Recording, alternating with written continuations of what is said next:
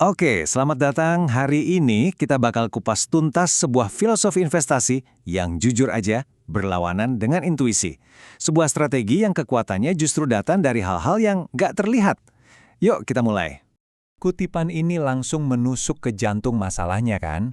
Coba bayangin, sebuah strategi yang dijamin gak akan trending, gak akan viral, dan yang pasti gak bakal bikin kamu keren di Instagram. Justru disitulah letak kehebatannya. Nah, ini dia ironi terbesarnya. Di dunia yang gila likes dan shares, kekuatan sejati itu ternyata ada di tempat yang sepi. Strategi ini berhasil justru karena nggak ada yang memperhatikan. Oke, mari kita bedah ini jadi dua jalur yang kontras banget. Di satu sisi, ada jalan yang diikuti sama semua orang, yang rame-rame. Di sisi lain, ada jalan yang kamu pilih. Bedanya tuh kelihatan jelas banget. Orang banyak tuh ngejar sensasi, saham-saham meme, token-token baru, pokoknya keuntungan kilat. Nah kalau kamu, fokusnya cuma satu, stacking sats. Atau gampangnya ngumpulin Bitcoin sedikit demi sedikit, tapi konsisten, tenang, sabar, tanpa henti. Coba deh, kita lihat tujuan akhirnya. Mereka itu lagi membangun rumah dari kartu yang bisa runtuh kapan aja. Kamu lagi membangun sebuah benteng, batu bata demi batu bata, dengan fondasi yang benar-benar kokoh. Nah, ini yang sering banget dilewatkan sama orang-orang. Tabungan Bitcoin kamu nggak akan jadi berita utama. Dompet digital kamu nggak akan bikin kamu kelihatan kaya. Dan tindakan simpel nyisihin uang tiap hari itu nggak akan bikin siapapun terkesan. Dan justru itu intinya. Oke, sekarang kita masuk lebih dalam nih. Kita coba pahami kekuatan mendasar dari strategi senyap ini. Terutama, gimana kekuatannya muncul saat di bawah tekanan. Pertanyaan ini kuncinya.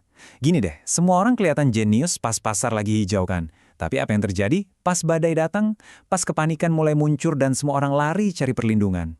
Ini keuntungan pertama. Nilainya gak bisa dikurangi. Coba pikirin, uang di dompet kita yang nilainya terus turun karena inflasi. Nah, aset ini kebal sama hal itu. Jumlah pasukannya mutlak, gak ada yang bisa cetak lebih banyak lagi. Titik. Keuntungan kedua, kekayaan yang gak bisa disensor. Artinya, ini benar-benar sepenuhnya milikmu. Gak ada bank atau pemerintah yang bisa ngebekuin atau nyita asetmu tanpa izinmu. Inilah yang namanya kedaulatan finansial sejati. Dan yang ketiga, ini mungkin yang paling dalam artinya, kebebasan yang gak bisa diambil lagi. Ini adalah hasil akhir dari punya nilai dan kekayaan yang sama sekali nggak bisa diganggu-gugat oleh kekuatan dari luar. Jadi, coba bayangin ini seperti gunung es. Apa yang kelihatan di permukaan, kekayaan yang dipamerin, itu cuma puncak kecilnya aja. Kekuatan sejati, substansi yang sebenarnya, itu ada di bawah permukaan, nggak kelihatan sama siapa-siapa. Semua ini bisa terjadi karena sifat asetnya yang unik. Gak ada tim marketing, gak ada CEO, gak ada penjaga gerbang. Yang ada cuma proof of work, sebuah sistem global yang diamankan oleh matematika dan energi, bukan oleh janji politisi atau bankir. Nah, sekarang kita bergeser dari manfaat-manfaat taktis ke hasil akhir yang sesungguhnya, hadiah yang sifatnya lebih emosional dari disiplin jangka panjang ini. Kutipan ini, merangkum semuanya.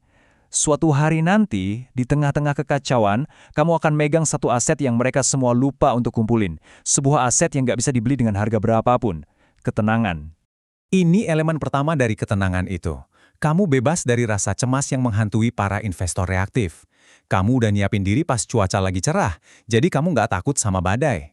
Elemen kedua, kekuatan untuk bertahan. Saat pasar bergejolak, banyak banget yang terpaksa jual aset terbaik mereka dengan harga murah. Tapi kamu, dengan akar finansial yang dalam, nggak akan goyah. Kamu nggak akan pernah jadi penjual yang terpaksa. Dan ini puncaknya. Sebuah rasa percaya diri yang tenang, yang nggak butuh validasi dari siapapun. Tindakanmu sudah bicara lebih keras, dan kamu nggak punya kewajiban untuk ngejelasin pilihanmu ke siapapun. Kita tutup dengan pertanyaan ini untuk kamu renungkan. Karena pada akhirnya, ini lebih dari sekedar uang. Ini tentang membangun sesuatu yang berharga saat gak ada yang nonton. Jadi, saya tinggalkan kamu dengan pertanyaan ini. Apa yang sedang kamu bangun dalam sunyi?